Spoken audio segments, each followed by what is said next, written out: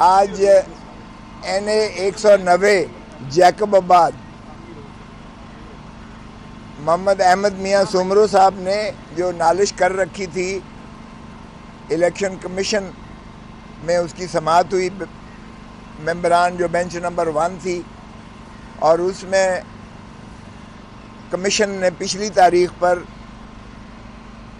Returning officer Jacobabad को तलब किया हुआ था, क्योंकि उनकी रिपोर्ट जो उन्होंने दी थी वो नाकिस थी, और उन्होंने इस बिना पर उसे मुस्तरद करते हुए उन्होंने कहा कि मुफस्सल रिपोर्ट, जामे रिपोर्ट जो है, जो पटिशनर है, साइल है, यानी मोहम्मद अहमद मियाँ साहब के एतराज़ात और उनकी जो है उसकी रोशनी में वो जो है मुफस्सल रिपोर्ट पेश की जाए। हमारा केस उसमें बड़ा वाज़ेह था कि ये बदतरीन धांधली हुई है। एजाज जखरानी साहब, जिनको ये इन्होंने डिक्लेयर किया है एज इलेक्टेड, वो बुरी तरह से हारे हुए थे, लेकिन जिस अंदाज से बाकी के मुल्क में आपने देखा कि जिस तरह से रिटर्निंग ऑफिसर्स ने एक बदतरीन धांधली का अमल की वजह से जीते हुए को हरा दिया और हारे हुए को जिता दिया, वही अमल था। 3 हिस्सों में हमने हमारे इल्ज़ामात 3 हिस्सों पर मुहित थे।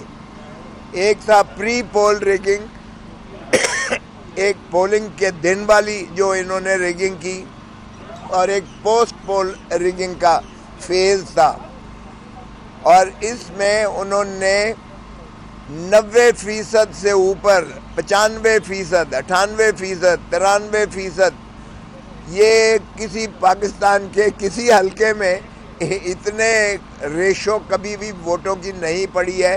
चाहे जाए कि कच्चे के पोलिंग स्टेशंस में 99% और 93% पोलिंग हो।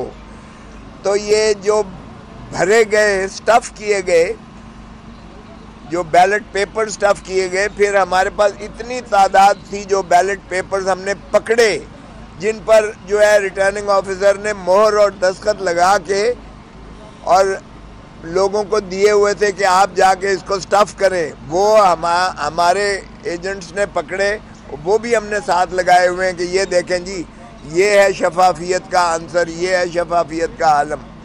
फिर इन्होंने क्या किया, जहां हमें 600 और 700 वोट मिले हैं, वहां इन्होंने फॉर्म 47 और 48 में ज़ीरो कर दिया हमारा, और कई जगहों पर हमारे वोट किसी और उम्मीदवार के जो है उसमें डाल दिए, टॉल में डाल दिए।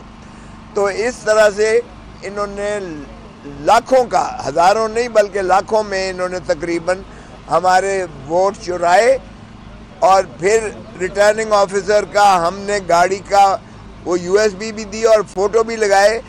वो बैलेट बॉक्सेस बशमूल बैलेट पेपर्स के वो अपनी गाड़ी में ले जाते हुए हमने वो दिखाया है।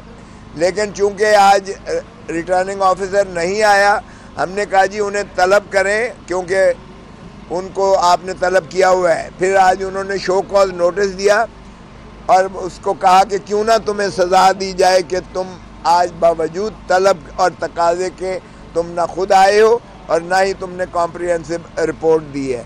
तो 12 तारीख के लिए उन्होंने इसको फिक्स किया है।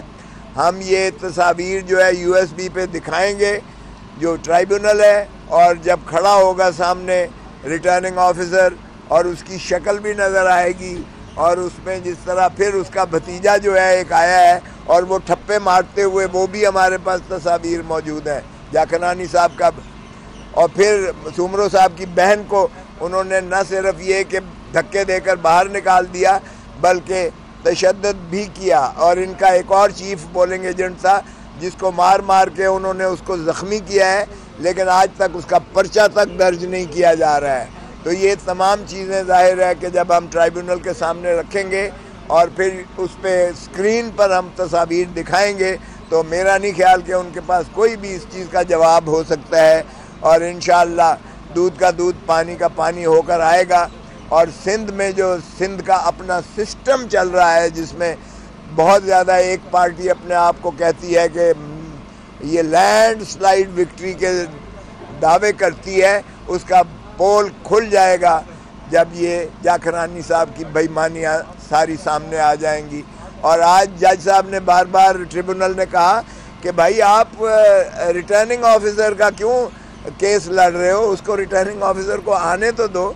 तो मैंने यही अर्ज़ की कि जी रिटर्निंग ऑफिसर के वकील भी यही खुद हैं जो जाखरानी साहब का वकील है, इसलिए कि जाखरानी साहब को जिताने वाला ही रिटर्निंग ऑफिसर है। अब किसके कहने पर किया ये तो मैं नहीं कह सकता, लेकिन बार कैफ ये धांधली बड़ी अया है और 12 तारीख को इंशाल्लाह इसका फैसला होगा। Thank you ji.